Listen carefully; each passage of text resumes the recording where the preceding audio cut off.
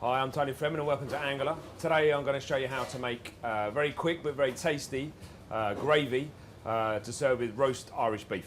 So what we've got here is a piece of roast Irish sirloin, and underneath we've put carrots, onions, celery, garlic, rosemary, bay leaf and the bones of the beef as well. So this has been roasted in the oven now for 20 minutes to half an hour.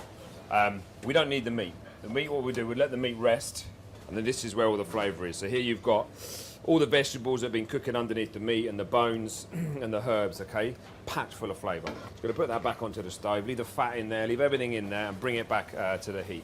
What we're going to do is going to put some red wine into the pan and deglaze, get all the juices off the bottom of the pan, any roasted caramelisation from the juices, we'll take that off of the bottom of the pan as well, and then we'll reduce the red wine down to burn off the alcohol and make it quite intense and rich.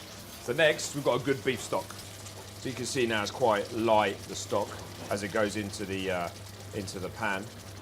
And what we're going to do is, you don't need to cook that for too long, just to dry out the flavour. You just want to cook that for about 10 minutes or so, 10 or 15 minutes. So you can see already, starting to get nice and thick and rich, okay?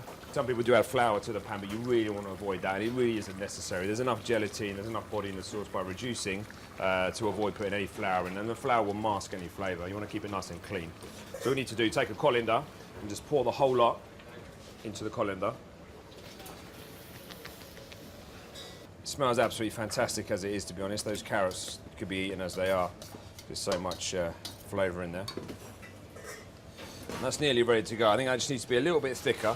But what we're going to do now, just put it through a fine sieve or a chinois. As you can see, you're just left with a little bit of sediment there. And again, that's the difference between making. No, it's still good flavour, but it's give your gravy just a touch more class just by taking that out. So you can see now, it's got a good body to it. If it's too thick at this point, because you won't know till you've strained it, all you need to do is just add a little bit more stock.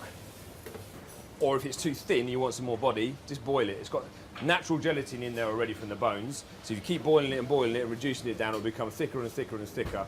And then that's it, ready to go. Pour it into a little sauce boat. Okay, so that's finished. Our roast beef red wine gravy made from the roasting pan, which for me, packed full of flavour, which will really make the difference between your average roast dinner and a top class roast dinner.